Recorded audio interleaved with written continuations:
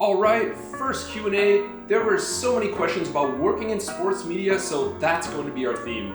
Thanks to everyone who submitted questions. As always, the full Q&A will be on the Footy Fan Patreon for paid subscribers. Big shout out to Bayern 04 Leverkusen. This suite is the perfect setting for talking about jobs in sports media. It's amazing. Look at this stadium. Incredible. Question number 1 from Isa Badili. Thanks for all of your comments and support, by the way, on the channels.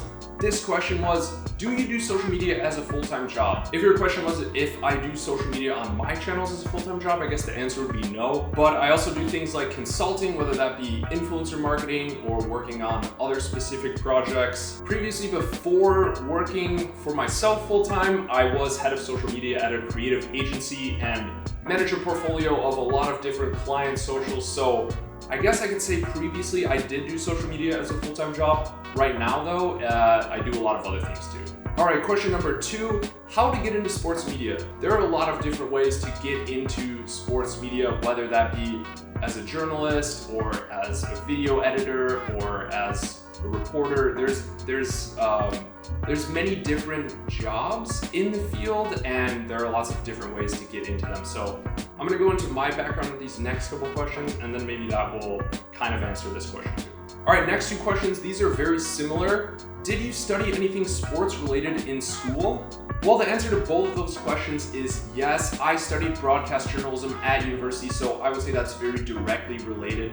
Maybe not necessarily to content creation, because when I was in school, I don't think that content creation on a personal level was similar to what it is today. It was kind of just emerging at that time. So there weren't necessarily degrees to say, okay, if you want to be a content creator and go and create all of these videos for your channels, you can do this. But what I was studying, I learned how to, do things even as simple as like, I was shooting a BTS right before this of like, how to set up a tripod, how to set up your lights, how to record video and audio, obviously how to edit video and audio. I did a lot of video production, radio production. I hosted my own radio show during the World Cup one summer. I hosted other radio shows. I got to commentate games, commentate sports games for university teams, whether that's baseball, softball, American football, basketball, a lot of stuff like that on student radio or on, I guess, student broadcast TV or cable TV. So yeah, I think like having a broadcast journalism degree definitely helped me, not necessarily in every way, but it definitely helped me lay the fundamentals. I also did things like writing for the school newspaper. I think having a good writing background is a great foundation for working in sports media, just communicating in general, if it's any job, whether it's in sports or not in sports. If you work in sports management, you gotta know how to communicate with people, and being able to effectively communicate is very important. So whether or not you're working as a journalist or as a video editor for the team or whatever your job is, I think having a writing background is always helpful.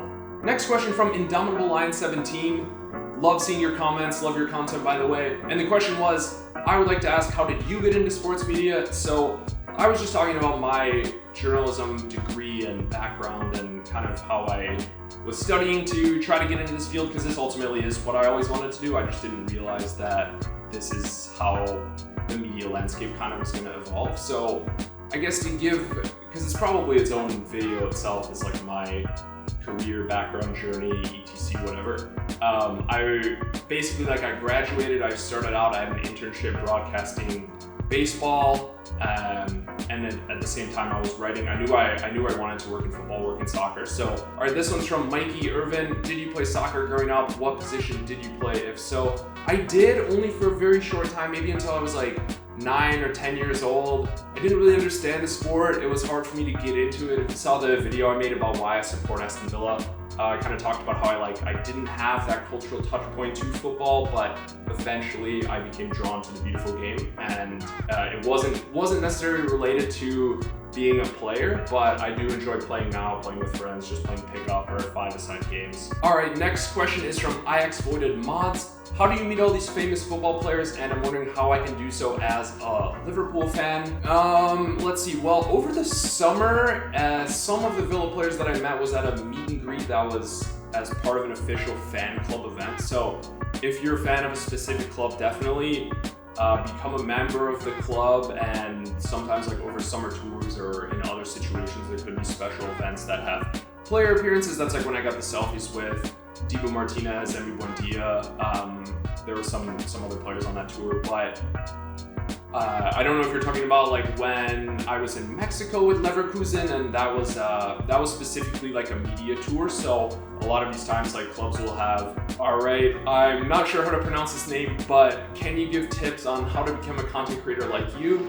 I kind of talked about it with my background, but I don't necessarily think that you need a specific degree in any related field to become a content creator in sports. Obviously it helps, but you really need the skill sets that a degree would provide. So like I said, having a good writing foundation. This one is from Jack on Twitter. How do you stay so calm whilst on TV? I think a lot of practice, right? So just being in these situations over, I don't know, the better part of the last decade being on TV.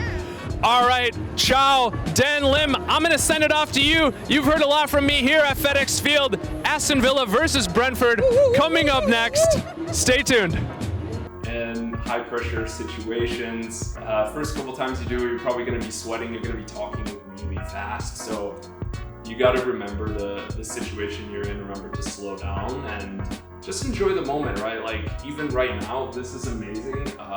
If you'd have told me this 10 years ago when I was studying or when I wanted to have a career like this, that I would be in this situation in this suite at a stadium overlooking it, being flown out to Germany to create content with the team that's in first place in the Bundesliga, like that's crazy. So I think just how to stay calm while on TV, just take a deep breath and try your best. Obviously some situations are going to get really emotional, games are crazy, and yeah.